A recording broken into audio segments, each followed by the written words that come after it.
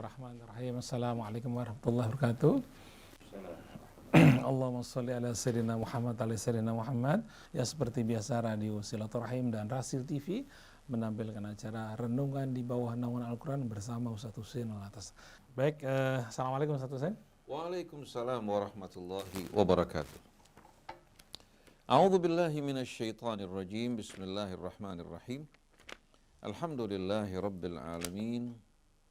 Hamdan katsiran tayyiban mubarakan fih kama yuhibbu rabbuna wa yarda. Allahumma salli wa sallim wa barik ala abdika wa rasulika Muhammadin wa alihi wa sahbihi wa sallim. Subhanaka la ilma lana illa ma 'allamtana innaka antal alimul hakim. Wala hawla wala quwwata illa billahil aliyyil azim.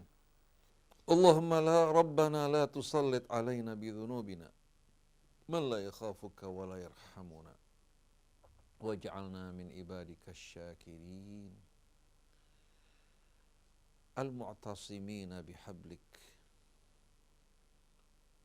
wal mustannina bisunnati nabiyyika Muhammadin sallallahu alaihi wa alihi wasallam. Allahumma aslihna wa aslih bina wahdina wahdi bina waj'alna hudatan muhtadin wa la taj'alna dhallina mudhillina birahmatika ya arhamar rahimin. Ikhwan, akhwat yang dirahmati Allah Subhanahu wa taala.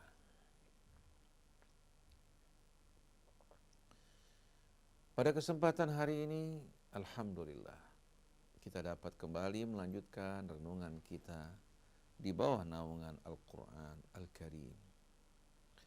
Kitab yang Allah turunkan untuk menaburkan rahmat di tengah-tengah kita. Dan ini bukan hanya terbatas pada kaum muslimin. Apabila kaum muslimin betul-betul berpegang teguh pada kitab Allah, meneladani nabinya, niscaya kehidupan kita akan berubah. Dari kegelapan menuju terang benderang. Dari kezaliman menuju keadilan yang akan dinikmati juga oleh orang-orang di luar Islam. Allah Subhanahu wa taala yang menurunkan Al-Quran, Dia pula yang menurunkan kitab Injil. Dia pula yang menurunkan kitab Taurat. Demikian pula Zabur yang Allah Subhanahu wa taala berikan dan turunkan kepada Daud. Oleh karena itu Al-Quran bukan membawa sesuatu yang asing, tapi sesuatu yang disampaikan oleh nabi-nabi dan rasul sebelumnya. Saya ucapkan hal ini bukan hanya untuk kaum muslimin, tapi untuk ikhwan, akhwat, saudara-saudari kita dari umat Nasrani dan lain-lainnya. Marilah kita bergabung bersatu dengan berpegang pada kalimat Allah. Di saat kita mengajak orang kembali kepada Al-Quran, berarti kita kembali kepada fitrah kita. Kita kembali kepada tuntunan yang datang dari pencipta kita semua. Bila Anda meragukan, coba Anda membaca Al-Quran, merenungkan isinya. Anda akan menjumpai berbeda dengan berbagai macam pemahaman-pemahaman Islam yang salah, yang menyimpang dari kebenaran. Pemahaman-pemahaman yang mengajak manusia untuk bersikap beringas, brutal, biadab, tapi ajaran yang ingin menghidupkan manusia, membebaskan mereka dari berbagai macam perbudakan, dari berbagai macam penjajahan. Oleh karena itu, Islam tidak membenarkan bangsa manapun, suku manapun menjajah suku dan bangsa yang lain. Islam tidak membenarkan etnik manapun menjajah etnik yang lain. Ini semua kezaliman. Oleh karena itu, Allah mengutus Rasulnya bukan untuk memberikan pembenaran bagi bangsa Arab menjajah bangsa yang lain. Sama sekali tidak. Tapi Nabi diutus untuk menaburkan rahmat. Dan dirasakan oleh kaum musyrikin bagaimana mereka menjumpai seorang Nabi Rasul yang lemah lembut. Penuh dengan kasih sayang. Dan beliau selama 13 tahun di Mekah tidak pernah mengangkat senjata. Bahkan beliau bersama sahabatnya diperangi, dimusuhi. Bahkan diboikot selama 3 tahun. Hanya makan dari daun-daunan yang mereka jumpai, atau makanan yang diselundupkan di tengah, atau makanan yang diselundupkan bagi mereka dari luar, dari orang-orang yang bersimpati pada mereka. Di Madinah juga Nabi tidak pernah, hadirin sekalian, melakukan perbuatan-perbuatan aniaya biadab, atau melakukan dan memulai kezaliman pada orang lain, sama sekali tidak pernah. Bahkan melakukan kerjasama bersama orang Yahudi pada saat itu yang berdiam di Madinah untuk menegakkan kebenaran keadilan. Tapi ternyata orang-orang Yahudi berkhianat. Setiap kali mereka menjumpai kesempatan untuk berkhianat, mereka lakukan hal tersebut. Karena mereka tidak pernah mau tunduk pada kebenaran keadilan. Hidup mereka dari kezaliman, dari penjajahan, demikian pula dari kesempatan-kesempatan yang mereka miliki untuk dapat mencari keuntungan sebesar-besarnya tanpa memperdulikan hak asasi dan kehormatan manusia. Bagi orang-orang Yahudi berbuat aniaya terhadap non-Yahudi, demikian pula melakukan rentan dan riba terhadap non-Yahudi dibolehkan, tapi terhadap sesama mereka hal tersebut dilarang. Al-Quran menjelaskan hal ini, begitu pula kitab mereka pun menjadi saksi yang melarang mereka untuk melakukan riba rentan terhadap sesama Yahudi. Bahkan orang Yahudi saat membakar rumah-rumah non-Yahudi, melakukan perbuatan-perbuatan biadab terhadap mereka, Tuhan tidak marah pada mereka menurut mereka. Oleh karena itu yang mereka lakukan terhadap masyarakat Islam di Gaza, terhadap bangsa Arab, bahkan bangsa-bangsa di dunia, termasuk rakyat Amerika sendiri tidak lepas dari cengkeraman mereka, kekuasaan mereka, penganiayaan mereka. Rakyat Amerika walaupun mereka menikmati demokrasi, tapi demokrasi yang telah diatur, disusun untuk menguntungkan kalangan-kalangan Zionis. Rakyat Amerika hidup bekerja keras dari pagi hingga malam hari. Suami istri harus bekerja. Pada hari-hari weekend mereka harus mencuci pakaian mereka dengan susah payah, demikian pula rumah mereka. Kesempatan bagi mereka untuk menjadi manusia yang merdeka amat sulit. Walaupun sepintas mereka merdeka, mereka tak ubahnya bagikan orang-orang yang hidup dalam kurungan emas. Karena gaji mereka, kesejahteraan mereka memang diberikan untuk dapat membuat mereka kembali bekerja di perusahaan-perusahaan yang dimiliki oleh Zionis dan perusahaan-perusahaan multinasional. Oleh karena itu bersyukur kita di Indonesia, bahwa kita di Indonesia walaupun dengan pendapatan yang tidak berarti, kita masih menikmati suasana kebahagiaan, keramahan, kebersamaan di antara kita sama kaum muslimin yang tidak dimiliki oleh bangsa-bangsa besar. Walaupun pendapatan mereka lebih besar, tapi standar hidup mereka yang begitu tinggi. Mereka tak mampu untuk membayar pembantu rumah tangga yang membantu bekerja di rumah mereka, memegang anak-anak mereka, membersihkan rumah-rumah mereka. Sedangkan kita dengan pendapatan yang tidak terlalu besar masih dapat untuk menerima bantuan bahkan dari keluarga dekat kita, mertua kita, ipar kita, saudara kita, tetangga kita, bahkan masih dapat membayar seorang pembantu. Cuma memang kita tahu, kalau seandainya kita biarkan kalangan-kalangan konglomerat hitam, demikian pula pejabat-pejabat yang bekerja sama dengan mereka, partai-partai politik yang diperalat oleh mereka, demikian pula rakyat yang terus dibohongi demi kepentingan-kepentingan mereka bersama, maka negeri kita akan mengalami nasib yang benar-benar nahas dan mengerikan, lebih buruk dari apa yang dialami pada masa-masa penjajahan Belanda, di mana orang-orang tua dulu mengatakan, kita dulu hidup di zaman normal. Padahal yang menjadi pemerintah adalah Belanda. 350 tahun. 120 tahun dikuasai oleh VOC, selebihnya dikuasai oleh pemerintahan Belanda. Bagaimana pemerintahan Belanda disambut oleh kebanyakan rakyat? Kenapa? Karena mereka menetapkan hukum dan keadilan bukan hanya bagi bangsa mereka yang berhak menikmati keadilan, rakyat pun bila benar dibenarkan. Rakyat bekerja di perkebunan-perkebunan Belanda. Rakyat bekerja juga di pemerintahan Belanda. Gaji yang mereka dapatkan bukan hanya untuk makan, minum, tapi mereka bisa membeli rumah, kebun, dan lain sebagainya. Sedangkan setelah merdeka, disebabkan pengkhianatan yang dilakukan oleh orang-orang yang memerintah negeri kita untuk kepentingan pribadi mereka, dengan kerakusan ketamakan mereka, rakyat terpelosok menuju ketidakpastian. Bahkan rakyat di antara mereka saling bermusuhan, bertikai satu dengan lainnya. Oleh karena itu tidak ada jalan bagi kita melainkan kita kembali kepada Allah Tuhan kita yang mengawasi kita, bukan hanya di tengah-tengah keramaian, dalam kesendirian kita. Walaupun manusia tidak melihat, Allah melihat kita, mengawasi gerak-gerik kita dengan keimanan, keislaman kepada Allah dan mengikuti bimbingan dan petunjuk yang datang dari pencipta seluruh manusia. Bukan hanya pencipta kaum musliminnya, pencipta juga orang-orang di luar Islam. Allah perintahkan kita untuk menegakkan keadilan walaupun konsekuensinya merugikan kita semua. Oleh karena itu, di saat kita menyampaikan firman-firman Allah Subhanahu wa taala yang memerintahkan kita untuk tidak mengangkat pemimpin-pemimpin atas kita di luar orang-orang yang tidak seiman dengan kita, bukan disebabkan karena kita bersifat rasis, sama sekali tidak. Bukan kita tidak ingin memberikan kesempatan bagi orang di luar Islam, sama sekali tidak. Tapi masalahnya ini merupakan perintah Allah yang mesti kita ikuti, karena Allah mengutus Rasulnya untuk membimbing dan mengatur seluruh kehidupan kita.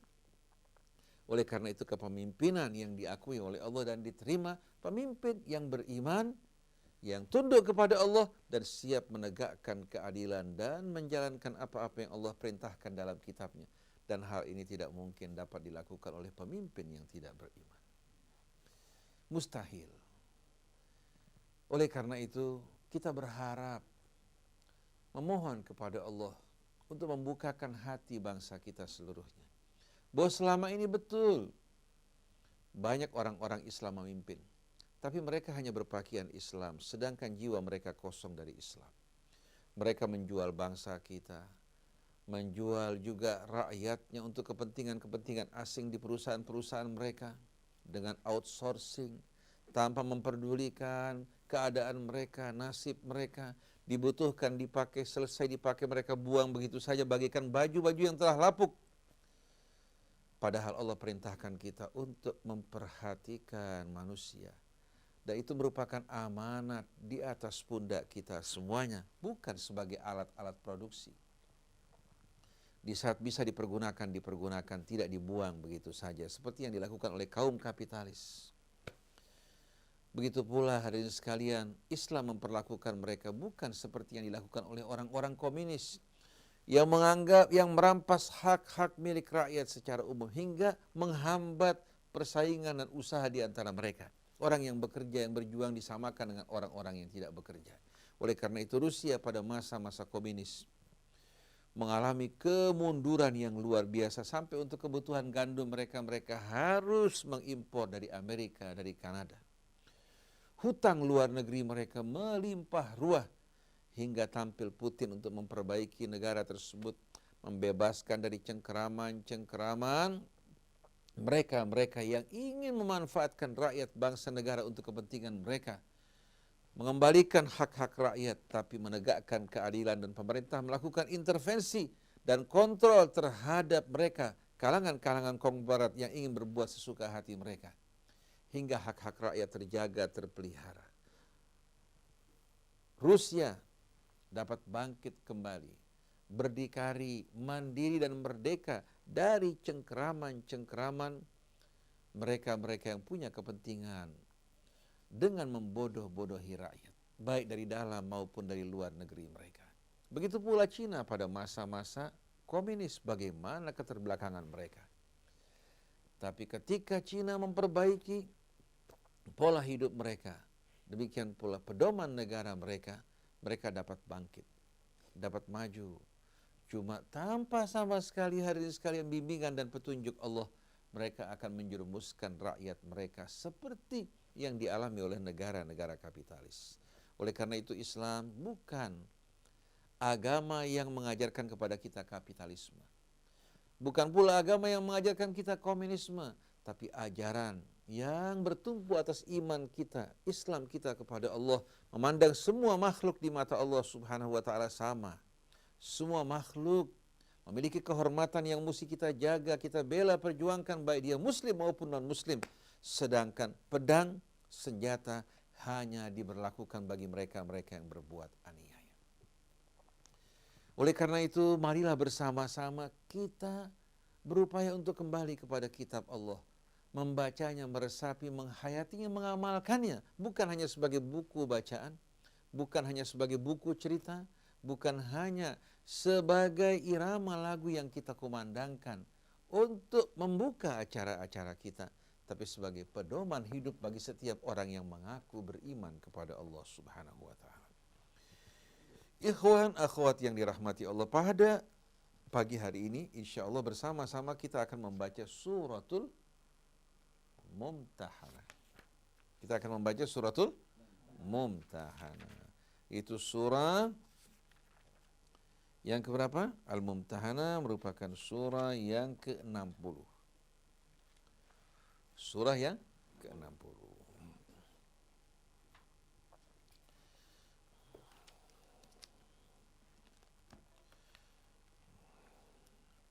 Nah, sebelumnya marilah kita membaca Ummul Quran dan membaca suratul Mumtahanah yang merupakan surah Madaniyah yang diturunkan Allah Subhanahu wa taala pada saat-saat Nabi akan merebut kota Mekah dari tangan kaum musyrikin yang telah melanggar perjanjian yang disepakati pada perjanjian Hudaibiyah.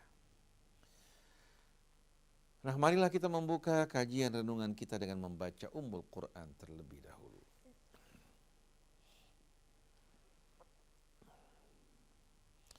A'udzu billahi minasy syaithanir rajim. Bismillahirrahmanirrahim. Alhamdulillahi rabbil alamin. Ar-Rahmanir Rahim. Maliki yaumiddin. Iyyaka na'budu wa iyyaka nasta'in. Ihdinas siratal mustaqim. صراط الذين أنعمت عليهم غير المغضوب عليهم ولا الضالين.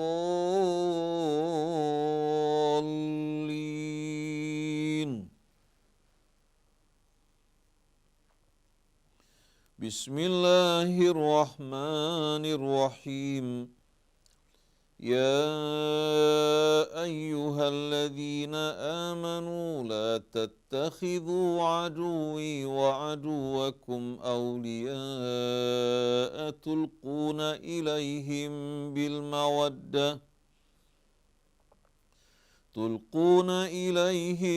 بالمودة وقد كفروا بما جاءكم من الحق يخرجون الرسول وإياكم أن تؤمنوا بالله ربكم إن كنتم خرجتم جهادا في سبيلي وابتغاء مرضاتي تسرون إليهم بالمودة وأنا أعلم بما أخفيتم وما أعلنتم ومن يفعله منكم فقد ضل سواء السبيل إن يثقفوكم يكونوا لكم أعداء ويبسطوا إليكم أيديهم وألسنتهم بالسوء وودوا لو تكفرون لن تنفعكم أرحامكم ولا أولادكم يوم القيامة يفصل بينكم والله بما تعملون بصير قد كانت لكم أسوة حسنة في إبراهيم والذين معه إذ قالوا لقومهم إنا براء منكم ومما تعبدون من دون الله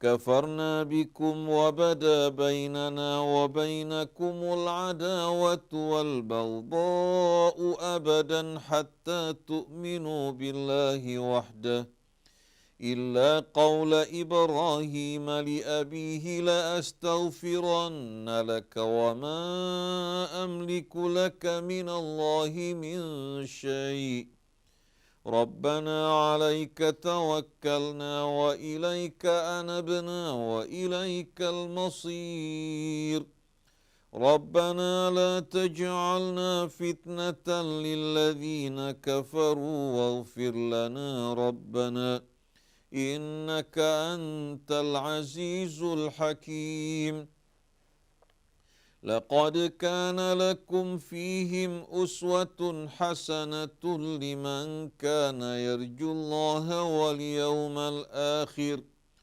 ومن يتول فإن الله هو الغني الحميد عسى الله أن يجعل بينكم وبين الذين عاديتم منهم مودة والله قدير والله غفور رحيم لا ينهاكم الله عن الذين لم يقاتلوكم في الدين ولم يخرجوكم من دياركم أن تبروهم وتقسطوا إليهم إن الله يحب المقسطين إنما ينهاكم الله عن الذين قاتلوكم في الدين وأخرجوكم من دياركم وظاهروا على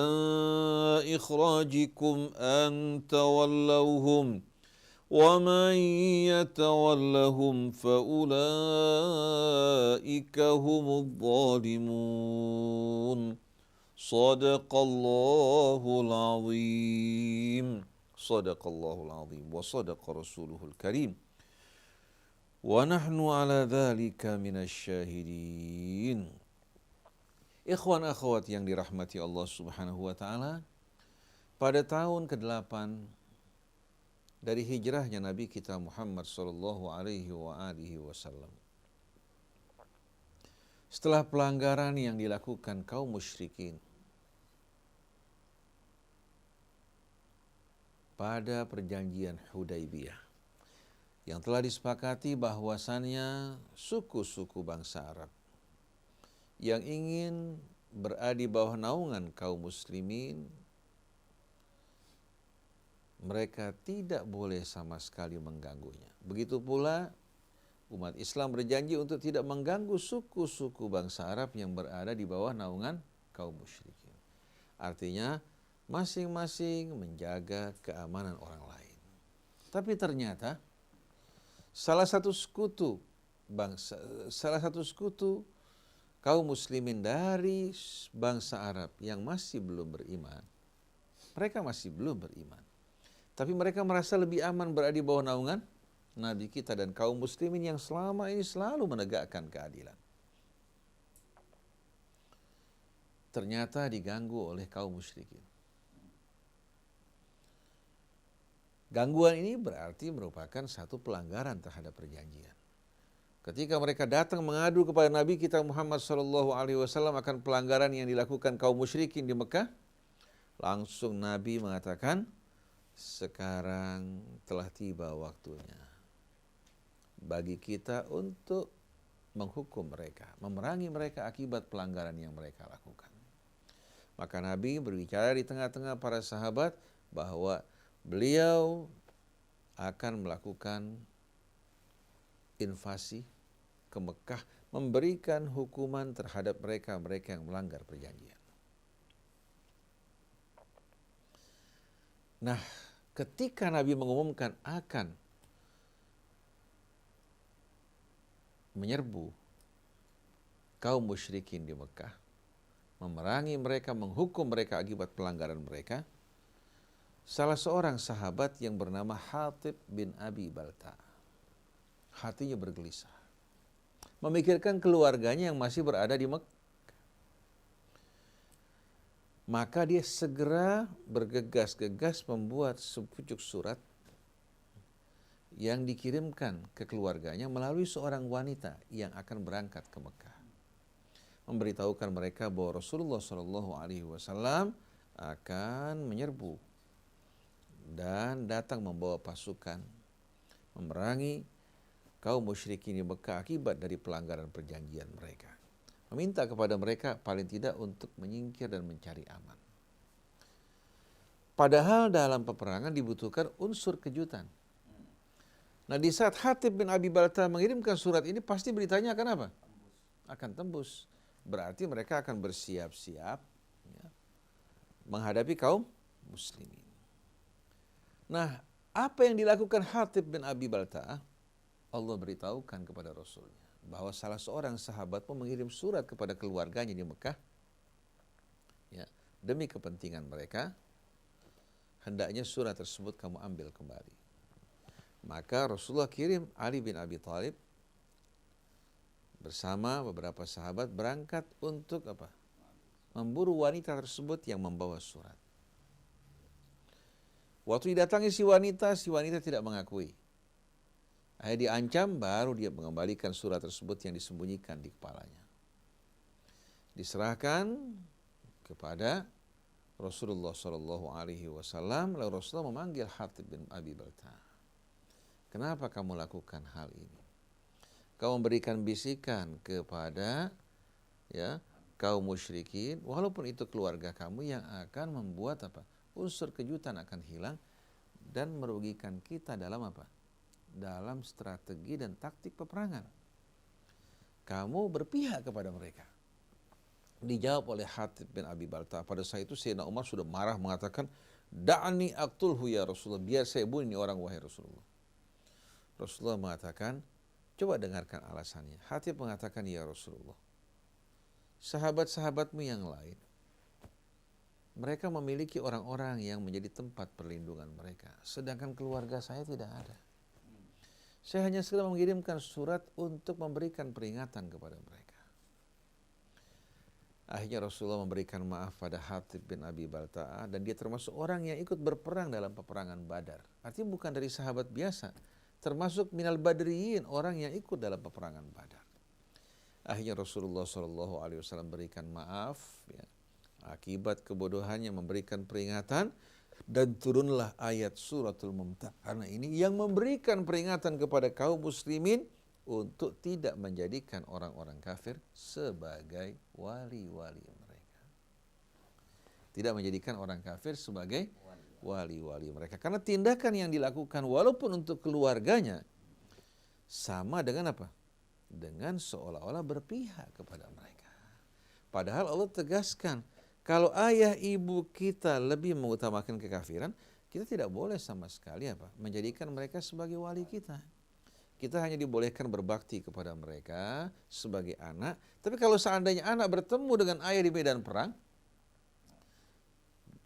yang anak beriman, si ayah kafir, mau tidak mau, disebabkan karena sikap kekafiran dia, si anak diizinkan oleh Allah Subhanahu wa Ta'ala untuk berhadapan dengan ayahnya, bahkan membunuhnya, seperti yang terjadi pada Abu Ubaidah ibn al-Jarrah, berhadapan dengan orang tuanya di medan perang. Begitu pula yang terjadi pada masa Abdullah bin Ubay bin Salul. Abdullah bin Ubay bin Salul mengeluarkan perkataan-perkataan yang keji terhadap istri Nabi. Dan dia bahkan mengatakan, kalau kita pulang ke Madinah, kita akan usir mereka orang-orang yang hina. Maksudnya Nabi dan orang-orang yang beriman. Langsung putranya datang kepada Rasulullah mengatakan, "Ya Rasulullah, kalau engkau memerintahkan seseorang untuk membunuh ayah saya, biar saya yang melakukan. Agar jangan saya mendendam pada pembunuh orang tua saya." Rasulullah mengatakan, "Tidak, saya tidak akan membunuh dirinya.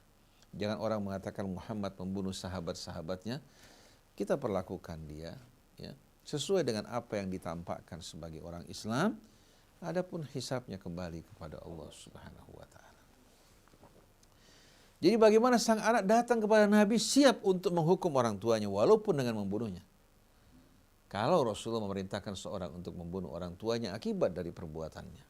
Tapi Nabi justru mendidik dia, mendidik kita semua bagaimana berhadapan dengan orang-orang munafik seperti Abdullah bin Ubay bin Salul. Kita hadapi dia sebagaimana apa yang ditampakkan. Adapun hati dan perbuatannya dikembalikan kepada Allah. Kecuali kalau dia berhadap-hadapan di medan perang. Jadi Hatib bin Abi Balta'ah dimaafkan mengingat prestasinya dalam peperangan Badar dan kebodohannya dalam masalah ini. Maka Allah Subhanahu wa Ta'ala turunkan suratul Mumtahanah sebagai pelajaran yang perlu kita pelajari, kita resapi. Bagaimana sikap kita terhadap orang-orang yang beriman, yang menjadi teman perjuangan kita, yang hidup dengan ikatan yang sama, tujuan yang sama. Seharusnya kita orang-orang yang beriman dalam bersikap dan hidup betul-betul harus mencerminkan keimanan, keislaman kita, bukan justru kita mengkhianati Allah, mengkhianati Rasulnya, kitabnya, mengkhianati nurani kita sendiri. Nah, marilah bersama-sama kita mulai merenungkan ayat-ayat dari suratul Mumtahanah ini. Saya tidak ingin terlalu banyak berkomentar, tapi membacakan ayat, menerangkan maknanya, dan saya tidak ingin menonjolkan diri saya lebih daripada Al-Quran. Saya ingin keterangan Al-Quran lebih jelas, lebih indah dibandingkan apa yang saya sampaikan. Karena tugas saya hanya untuk membacakan dan menerangkan. A'udzubillahi minasyaitonirrajim. Kami berlindung kepadamu ya Allah dari syaitan yang terkutuk. Bismillahirrahmanirrahim. Kami membuka renungan ini ya Allah dengan namamu yang maha pemurah lagi maha penyayang. Bukalah hati kita untuk dapat menerima hidayah dan petunjukmu. Bantulah kami untuk dapat mengamalkannya. Ikhlaskan niat dan hati kami ya Allah dalam menyampaikan amanatmu. Terimalah amal kami, ampuni dosa-dosa kami, dan kumpulkan kami ya Allah bersama nabimu, keluarganya, para sahabatnya yang berjuang dalam menegakkan kalimatmu. Demikian pula anak kami dan keluarga kami ya Allah. Bismillahirrahmanirrahim. Ya ayyuhalladzina amanu. Wahai orang-orang yang beriman. La tattakhidhu aduwi wa aduwakum awliya. Jangan sekali-kali kalian mengangkat, menjadikan musuhku dan musuh kalian sebagai wali-wali kalian. Walaupun kejadiannya pada Hatib bin Abi Balta'ah, tapi ayat ini sebagaimana kaidah yang kita fahami, al-ibrah bi umumil lafzi la bi khususis sabab, yang menjadi pegangan panduan dalam menafsirkan Al-Quran, yaitu mengacu kepada lafadznya yang umum tanpa terikat oleh apa? Arti tanpa terbatas oleh sebab kejadiannya. Turun pada Hatib bin Abi Balta'ah, tapi justru Al-Quran ya, dalam menyampaikan firman Allah di sini kita perhatikan berbicara kepada kalian, bukan pada satu orang. Wahai orang-orang yang beriman, dan yang dipanggil pun orang yang beriman, bukan dipanggil ya Hatib bin Abi Balta'ah, menunjukkan bahwa ayat ini bersifat wahai orang yang beriman, janganlah kalian mengangkat musuhku dan musuh kalian aulia sebagai wali-wali. Yang dilakukan oleh Hatib bin Abi Balta'ah tersebut hanya mengirimkan surat bagi keluarganya di Mekah, memberitahukan mereka bahwa Nabi akan menyerang, hendaknya kalian berhati-hati. Sudah dikatakan apa? Berpihak dan menjadikan keluarganya sebagai wali. Nah, kita jelaskan kemarin kata wali, maula menunjukkan arti yang sama. Bisa berarti yang mendukung, yang membela, bisa berarti pula yang didukung dan dibela. Nah, kalau orang yang menjadikan Allah sebagai walinya dengan sendirinya, dia apa? Dia berpihak kepada Allah, berjuang untuk Allah, menjadikan Allah Subhanahu wa ta'ala sebagai satu-satunya Tuhan yang disembah, dan kembali kepadanya dalam segala hal. Dan kata wali menggambarkan hadirin sekalian kedekatan di antara dua hal. Kedekatan yang benar-benar menyatu tanpa ada sesuatu yang asing yang menyisip atau menyusup di tengah-tengah. Maka apabila seorang menjadikan Allah sebagai walinya dengan sendirinya, dia akan mengutamakan Allah atas selainnya. Termasuk ayah ibunya, termasuk istrinya, termasuk juga dirinya, harta dan seluruh miliknya. Kalau terjadi pertentangan antara wilayahnya kepada Allah atau walaknya kepada Allah dengan keluarganya, dengan ayah ibunya, hartanya, maka keharusan dia berpihak pada Allah. Begitu pula Rasul merupakan walinya karena dia pembawa risalah dari Allah. Di saat dia mentaati Rasul dengan apa yang dibawa dan disampaikan, berarti dia mentaati Allah. Sedangkan orang-orang yang beriman juga sebagai wali-walinya karena mereka bersama-sama berjuang untuk menegakkan kalimat yang sama. Jadi kita lihat semua kembali kepada Allah. Kembali kepada Allah. Jangan sekali-kali kalian menjadikan musuhku dan musuh kalian sebagai wali-wali bagi kalian. Tulquna ilaihim bil mawaddah. Kalian menyampaikan, mengirimkan kepada mereka rasa cinta. Wa qad kafaru bima ja'akum minal haq, padahal mereka telah ingkar, kafir dengan kebenaran yang sampai pada kalian. Yukhrijuna ar-rasula wa iyyakum, mereka mengusir Rasul dan kalian. Kenapa dosanya? An tu'minu billahi rabbikum, hanya karena kalian beriman kepada Allah Tuhan kalian.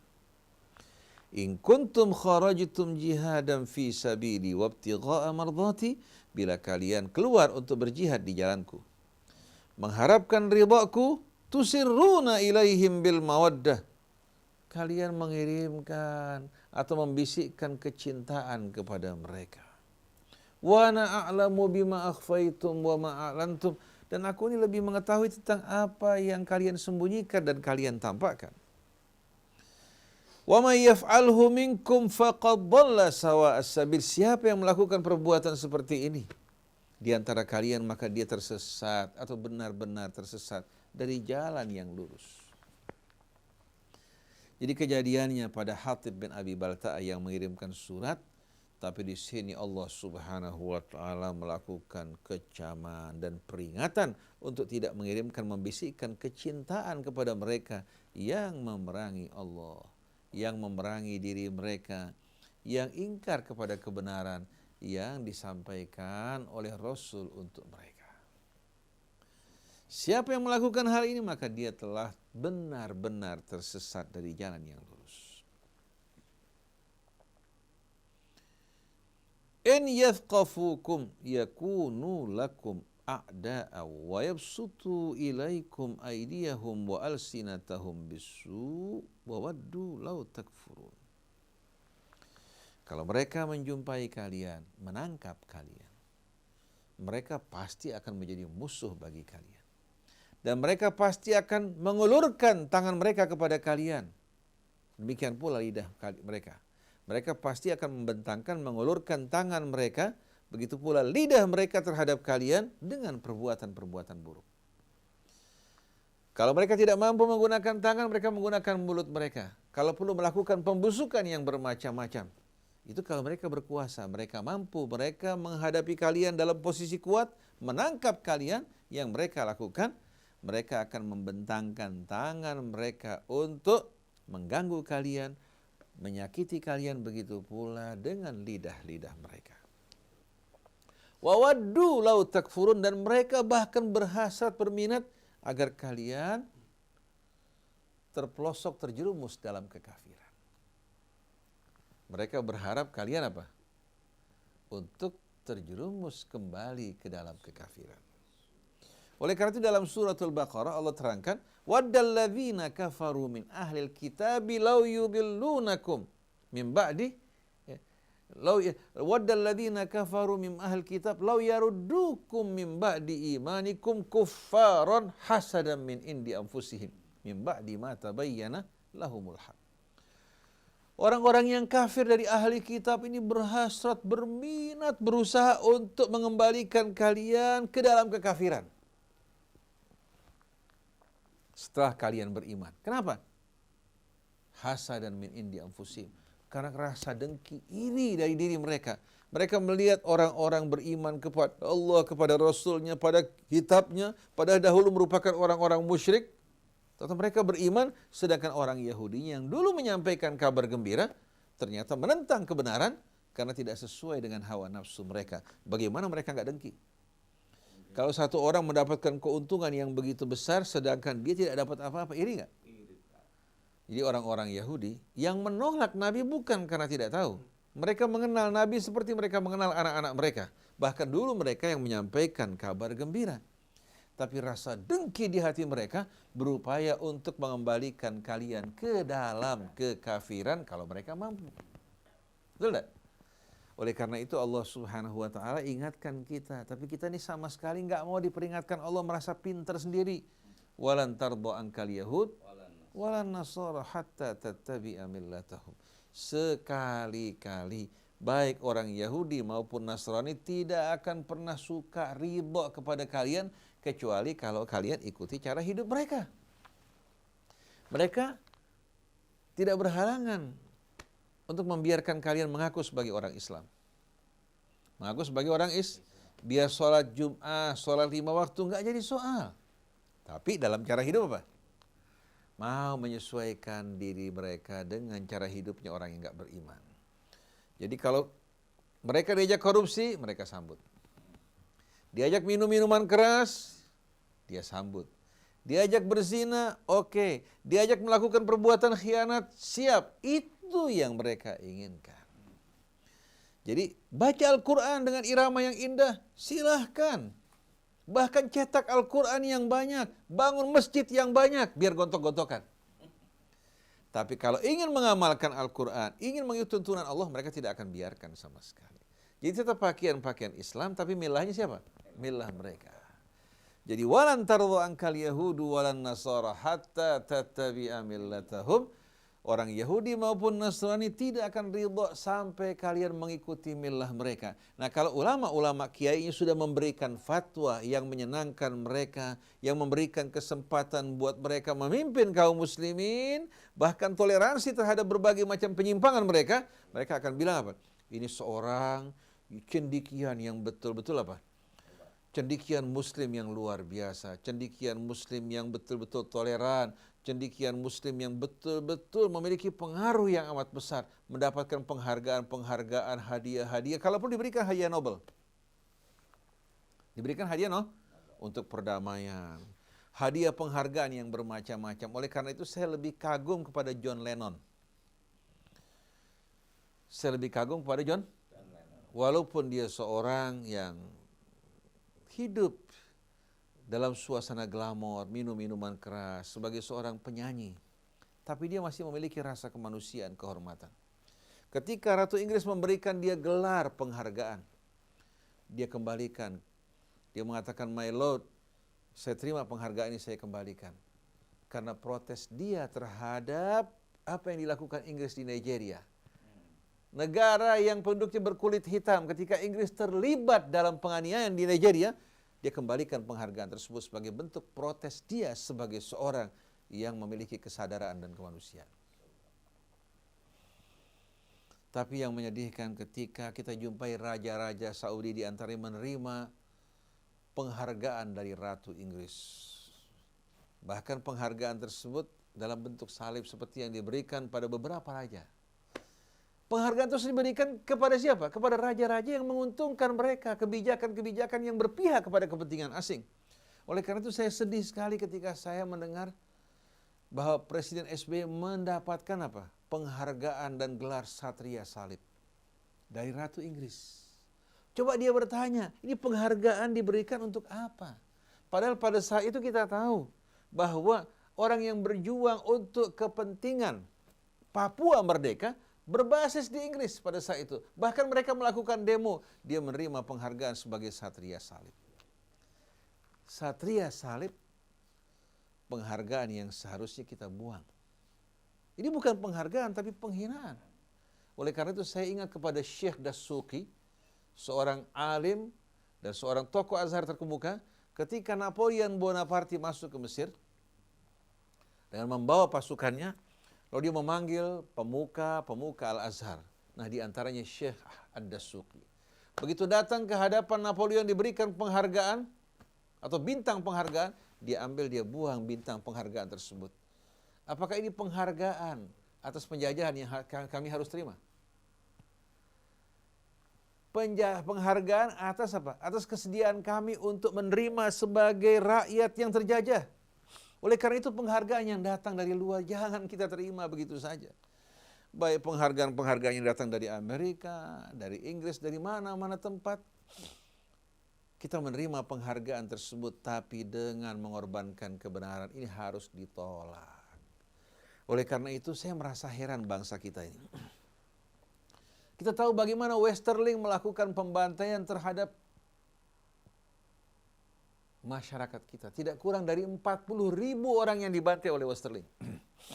Lalu kita bertanya, pemerintahan Indonesia pernah nggak menuntut Belanda seperti Yahudi yang menuntut kepada warga-warga Eropa yang pernah membunuh warga Yahudi di kamar-kamar gas yang dilakukan oleh Jerman, dilakukan oleh Austria, sampai orang yang pernah terlibat atau dicurigai terlibat Yahudi betul-betul memojokkan dirinya, mengancam dirinya. Begitu pula kita lihat bagaimana hadirin sekalian Turki disebabkan karena pernah terlibat dalam pembantaian di Armenia menjadi serangan habis-habisan di negara Uni Eropa. Sedangkan kita 40.000 orang dibantai secara keji oleh Westerling. Ternyata Westerling sampai akhir hidupnya di Belanda dengan aman dan tetap. Lalu kita bertanya, siapa yang membebaskan Westerling yang sudah tertangkap? Siapa hadirin sekalian? Yang membebaskan adalah pasukan Poh Ang Tui. Itu pasukan Cina yang dibangun oleh Belanda, bekerja sama dengan Belanda, memata-matai pejuang kemerdekaan. Memata-matai pejuang kemerdekaan dan membantai mereka-mereka yang berjuang untuk kemerdekaan. Ketika Westerling tertangkap, langsung mereka membebaskannya, diantarkan ke pelabuhan, diberangkatkan menuju Singapura. Oleh karena itu, saya merasa heran ketika Bapak Menteri Dalam Negeri, Bapak Cahyokumolo, meresmikan di Taman Mini. Meresmikan apa? Meresmikan Laskar Cina. Meresmikan apa? Laskar Cina. Patung yang menggambarkan Laskar Cina untuk menunjukkan ikut serta mereka dalam perjuangan untuk membebaskan tanah air kita di hadapan Belanda. Padahal terbentuknya pasukan mereka Poh Ang Tui,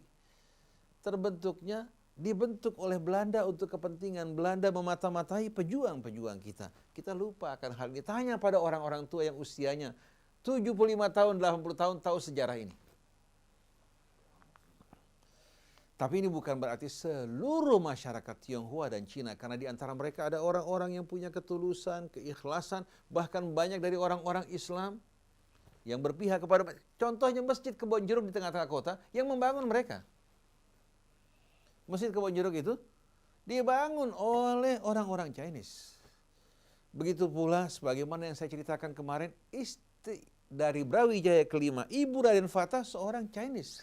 Bahkan keluarga Wali Songo juga, Syarif Hidayatullah juga, sebagaimana kita tahu, istrinya Ibu Hasanuddin seorang Chinese. Kita hormati mereka yang beriman, yang cinta tanah air ini. Oleh karena itu, semua warga Tionghoa yang menjadi warga pribumi, yang mencintai negeri ini, yang berjuang untuk keamanannya, kepentingannya, kehormatannya, kita junjung tinggi. Sebagai contoh diantaranya Kui Kian Gi. Orang walaupun nama tetap dengan nama Kui Kian Gi tidak mengubah dengan nama-nama Ahmad atau Muhammad atau Salim, tapi kecintaan pada negeri ini dan kebenaran keadilan patut kita berikan penghargaan yang setinggi-tinggi.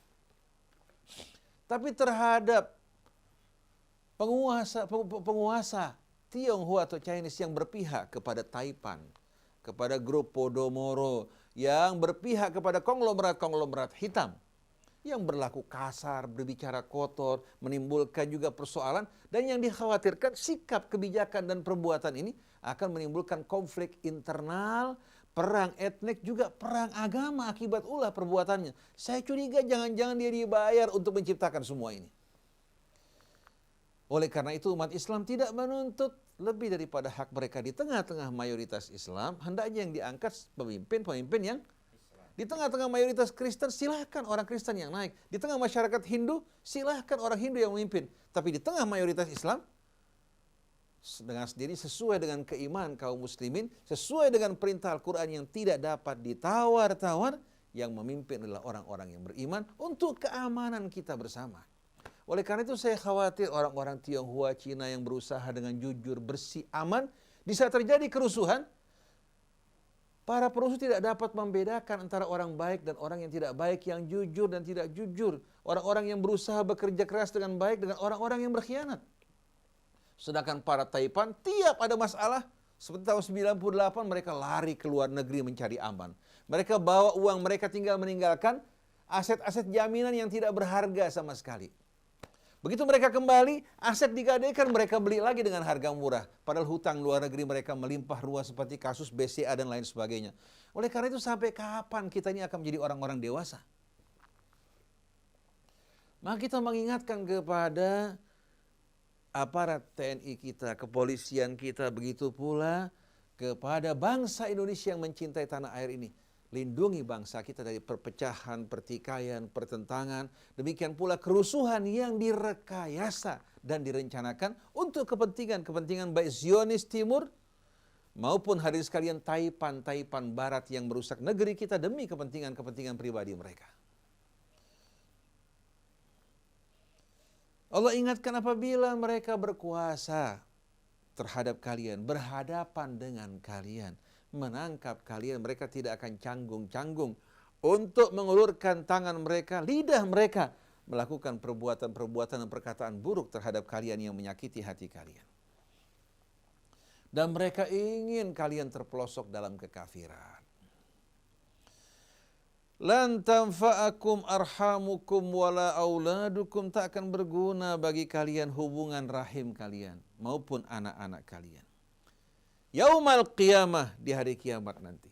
Yafsilu bainakum, Allah akan memisahkan antara ayah dan anak, ibu dan anak, suami, istri, saudara-saudari, yang disatukan hanya orang-orang yang beriman. Allah menyebutkan al-akhillau yauma idzin ba'dhum li ba'din aduun illal muttaqin. Di hari kemudian nanti orang-orang yang saling mencinta, menyayangi, mengasihi dalam kehidupan dunia, begitu datang hari kiamat mereka akan saling bermusuhan kecuali mereka yang berkumpul dalam ketakwaan. Hari kiamat nanti Allah akan pisahkan di antara kalian. Wallahu bima ta'maluna basir. Sesungguhnya Allah Maha melihat apa yang kalian lakukan. Qad kanat lakum uswatun hasanatun fi Ibrahim walladzina ma'ah. Telah ada contoh tauladan bagi kalian pada Ibrahim alaihi salatu wassalam dan orang-orang yang beriman padanya. Jadi telah apa? Ya, ada contoh bagi kalian pada Ibrahim dan orang-orang yang menyertainya, mengikutinya bagi kalian. Contoh yang patut untuk kita contoh. Apa yang diberikan untuk kita? Idh qalu liqaumihim inna bura'a'u minkum wa mimma ta'buduna min dunillah. Ketika mereka mengatakan, kami berlepas tangan, kami bercuci tangan dari kalian dan apa yang kalian sembah selain dari Allah. Kafarna bikum, kami kafir terhadap semua perbuatan kalian yang mempersekutukan Allah, yang ingkar kepada Allah. Jadi kami kafir kepada kalian. Oleh karena itu, kalian boleh mengatakan kami kafir kepada kalian. Atau kalian boleh mengatakan orang Islam, orang-orang yang kafir dan ingkar bahwa Yesus sebagai anak Tuhan. Yang ingkar bahwa Ruh Kudus merupakan salah satu oknum yang membentuk Trinitas. Silahkan. Tapi kami beriman kepada Allah yang esa. Oleh karena itu kalau kami kafir di mata kalian, kalian pun di mata kami apa? Kafir. Ini merupakan hal yang wajar. Tidak mungkin kami mengimani apa yang kalian imani dan kalian pun tidak mungkin mengimani apa yang kami imani kecuali kalau kalian betul-betul menyatu apa? Bersama kami atau sebaliknya. Kalian menerima keyakinan kami atau kami menerima keyakinan kalian. Tapi Allah Subhanahu wa taala yang mengutus nabi kita, yang menurunkan Al-Qur'an, yang mengutus para nabi sebelumnya, semuanya hadirin sekalian memerintahkan kita untuk tidak menyembah kecuali hanya Allah.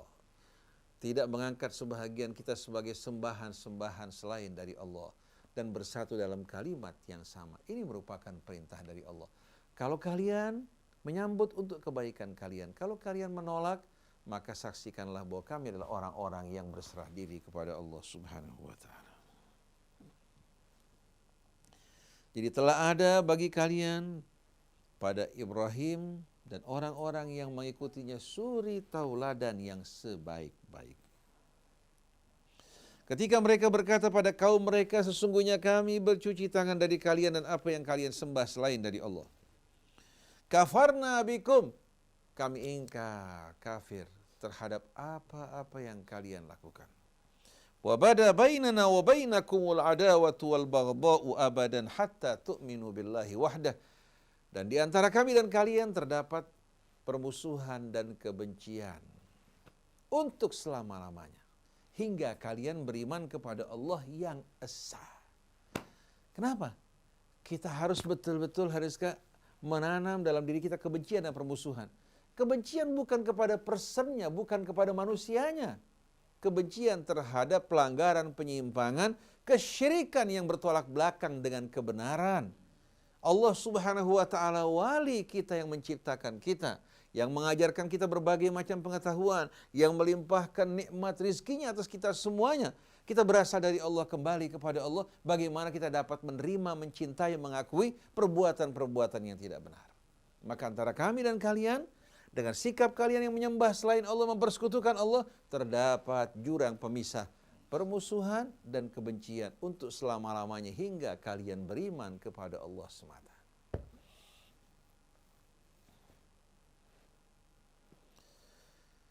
Illa qaula Ibrahim li abih. Di sini Allah kecualikan ucapan Ibrahim untuk ayahnya, tapi bukan untuk seterusnya, untuk sementara waktu. Ketika Ibrahim meninggalkan ayahnya mengancam dirinya untuk menghukum dan membunuhnya. Ibrahim berkata, la astaghfiranna laka wa ma amliku laka minallahi min syai'. Aku akan mohon ampun bagimu wahai ayah, tapi aku tidak punya kekuasaan apa-apa atas Allah Subhanahu wa taala. Aku hanya akan memohon ampun kepada Allah. Tapi ketika Ibrahim menjumpai ayahnya tetap dalam kekafiran, mati dalam kekafiran, Ibrahim berlepas tangan dari ayahnya. Falamma tabawa kana istighfaru Ibrahim li abihi illa an mau'idatin wa'adaha iyyah. Falamma tabayyana lahu annahu aduwwun lillahi tabarra'a minhu. Jadi Ibrahim mohon ampun untuk orang tuanya hanya untuk beberapa saat dengan harapan ayahnya kembali. Tapi setelah terbukti bahwa ayahnya menjadi musuh Allah, Ibrahim langsung berlepas tangan daripadanya. Ini terdapat dalam surah Taubah. Illa qaula Ibrahim li abihi la astaghfiranna laka wa ma amliku laka minallahi min syai'. Aku akan mohon ampun bagimu wahai ayah, tapi aku tidak berkuasa apa-apa atas Allah Subhanahu wa taala. Rabbana alaika tawakkalna, wahai Tuhan kami, kepadamu kami bertawakal. Wa ilaika anabna, dan kepadamu kami kembali. Wa ilaikal masir, dan kepadamu kelak kami akan dikumpulkan. Rabbana la taj'alna fitnatan lilladzina kafaru waghfir lana Rabbana. Wahai Tuhan kami, janganlah Engkau jadikan kami sebagai sasaran penganiayaan, siksaan bagi orang-orang kafir. Ampuni dosa-dosa kami. Innaka antal azizul hakim, sesungguhnya Engkau maha perkasa lagi maha bijaksana. Ibrahim betul-betul seorang hamba yang penuh ketawaduan dan kerendahan. Dia abdikan seluruh hidupnya miliknya untuk Allah. Dia menunjukkan wala loyalitasnya ketika diminta untuk ingkar kembali, keluar dari agamanya, atau kematian, dibakar, dia rela untuk menerima kematian tersebut. Ketika diperintahkan meninggalkan putranya di padang yang tak bertuan tanpa ragu-ragu, ketika dia diminta untuk menyembelih putranya, itu pun dilakukan dengan penuh keikhlasan. Inilah yang namanya wala kepada Allah. Kalau kita baru berhadapan dengan 1 juta, 2 juta, agama dijual. Diundang untuk mendoakan orang-orang gak beriman, ngirimkan doa arwah buat orang-orang tua mereka, hanya gara-gara uang amplop sedikit, dilakukan. Yang saya sedih ketika mereka menyambut gubernur kita dengan Thala al-Badru, yaitu qasidah yang digunakan untuk menyambut Nabi kita Muhammad sallallahu alaihi wasallam. Saya bertanya kepada mereka nih yang melakukan, sadar tidak kalian? Kalian sadar apa tidak Pak Ustadz, Pak Kiai? Lalu setelah itu Allah Subhanahu wa taala mengatakan, laqad kana lakum fihim uswatun hasanatun liman kana yarjullaha wal yaumal akhir. Sesungguhnya bagi kalian pada mereka, Ibrahim dan siapa? Dan para pengikutnya, merupakan suri tauladan yang sebaik-baiknya. Bagi siapa? Bagi yang menginginkan Allah dan hari akhirat. Tapi kalau yang menginginkan jabatan, ingin kedudukan, ingin dapat uang tempel, salam tempel dari Bapak Gubernur, ya lain lagi tujuannya. Kita nggak perlu merasa heran. Tapi kalau yang menginginkan Allah dan Rasulnya serta hari akhirat, maka hadirin sekalian, wala dia kepada Allah jangan pernah sama sekali ditawar-tawar atau dijual belikan. Kemudian wa may yatawalla, siapa yang berpaling fa innallaha huwal ghaniyul hamid, sesungguhnya Allah Maha Kaya lagi Maha terpuji. Asallahu an yaj'ala bainakum wa bainal ladzina adaitum minhum mawaddah wallahu qadirun wallahu ghafurur rahim. Semoga Allah menjadikan di antara orang-orang, di antara kalian dan orang-orang yang kalian musuhi kecintaan. Asallahu an yaj'ala bainakum wa bainal ladzina adaitum minhum mawaddah. Semoga Allah Subhanahu wa taala menjadikan di antara kalian dan orang yang kalian musuhi, yang kalian perangi kecintaan. Artinya apa? Dengan menjadikan mereka orang yang beriman. Wallahu qadir, Allah Maha Kuasa untuk mengubah hati mereka beriman kepada Allah, dan terbukti orang yang tadinya diperangi Rasul, orang yang beriman ternyata berbondong-bondong yadkhuluna fi dinillahi afwaja. Mereka memperbaiki diri mereka, mereka bertaubat kepada Allah. Nah, kalau nabinya pelin-pelan, kalau umat Islamnya pelin-pelan, tidak bersikap tegas, mungkin nggak terjadi perubahan. Nah, kita di Indonesia ini yang jadi rusak, kitanya pelin-pelan, ulamanya kiainya pelin-pelan, ayat Allah dipelintir, disesuaikan dengan hawa nafsu mereka dan kesenangan para penguasa. Akhirnya karena mereka tidak siap sama sekali untuk bersikap tegas, berpegang teguh pada kebenaran, agama Allah Subhanahu wa taala akhirnya dijual belikan dengan harga yang murah. Kehormatan manusia terinjak-injak dengan berani mereka melecehkan ayat-ayat Allah. Wallahu qadir, Allah Maha Kuasa untuk mengubah orang-orang yang tadinya memerangi kalian menjadi orang-orang yang mencintai kalian, beriman kepada Allah. Wallahu ghafurur rahim, dan Allah Maha Pengampun lagi Maha Penyayang. Nah, sekarang perhatikan dua ayat berikut ini. Sering orang-orang atau sebagian ustadz menggunakan ayat ini untuk membolehkan kita orang Islam menjadikan orang di luar Islam sebagai karena mereka nggak paham Al-Quran, nggak paham bahasa yang dipergunakan Al-Quran, ngambil ayat sepotong-sepotong. Malah yang paling unik, mereka mengatakan berdasarkan terjemahan bahasa Inggris tidak seperti terjemahan bahasa Indonesia. Kok tolok ukurnya bahasa Inggris? Memangnya Quran diturunkan dalam bahasa Inggris. Quran difahami sesuai dengan apa? Dengan bahasa ya yang Allah pergunakan. Untuk apa? Untuk kitabnya. Begitu pula uslub dan penggunaan Al-Quran bagi setiap kata itu akan menentukan pemahaman Al-Quran. La yanhakumullah anil ladzina lam yuqatilukum fid dini wa lam yukhrijukum min diyarikum an tabarruhum wa tuqsitu ilaihim innallaha yuhibbul. Renungkan. Allah tidak melarang kalian dari orang-orang yang tidak memerangi kalian dalam agama kalian, tidak mengusir kalian dari rumah-rumah kalian, untuk bersikap baik terhadap mereka, menolong mereka, membantu mereka, meringankan penderitaan mereka. Wa tuqsitu ilaihim, dan berlaku adil terhadap mereka. Walaupun orang Islam yang salah, mereka yang benar, kita harus membenarkan yang benar, menyalahkan yang salah. Kalau dua terjadi sengketa antara muslim non-muslim, yang salah orang Islam, yang mengambil haknya non-muslim orang Islam, tetap yang salah harus dihukum orang Islam. Jadi Allah tidak melarang kalian terhadap orang yang tidak memerangi kalian dalam agama, tidak mengusir kalian, untuk berlaku baik dan adil terhadap mereka. Kenapa? Innallaha yuhibbul muqsitin, karena Allah amat mencintai orang yang berlaku adil.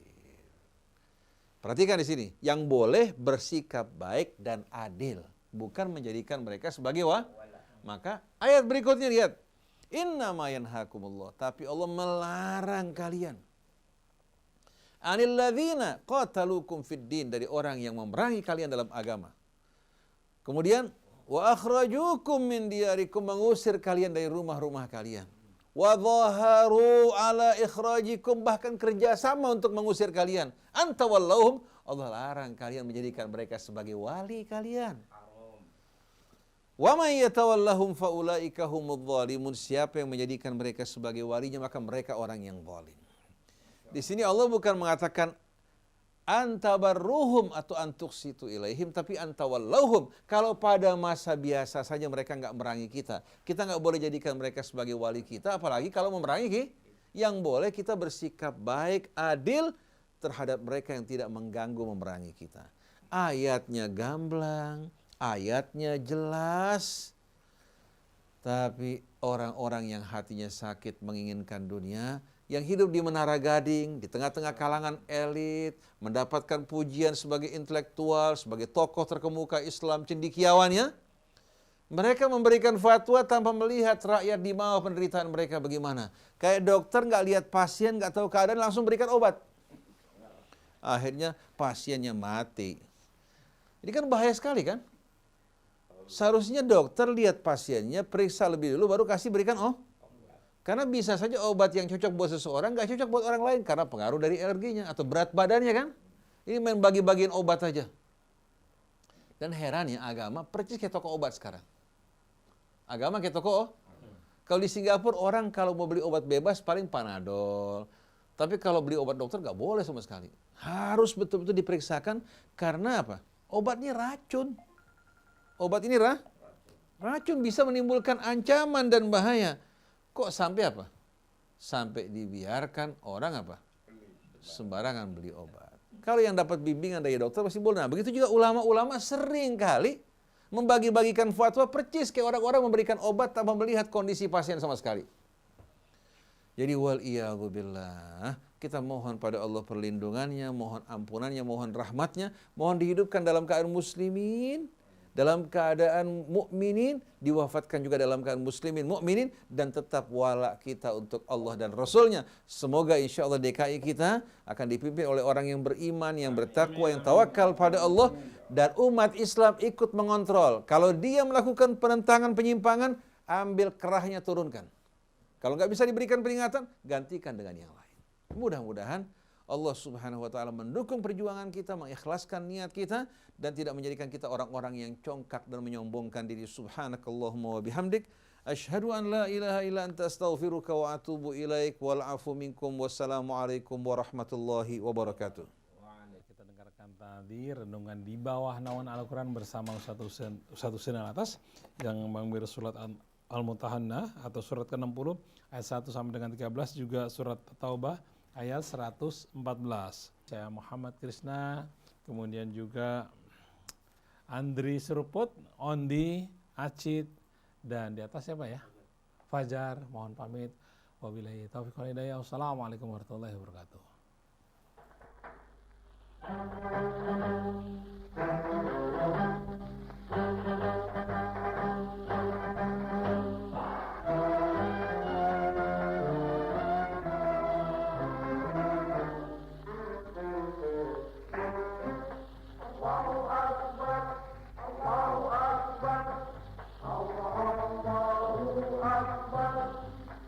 Dalam suci menyentuh kalbu berjuang, maju serentak membela kebenaran untuk negara, bangsa dan kemakmuran.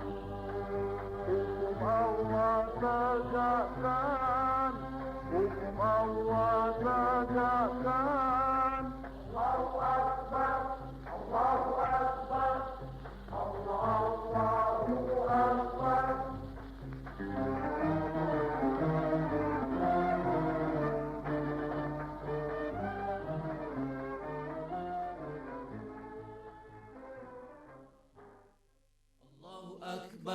Allahu Akbar, Allahu Akbar.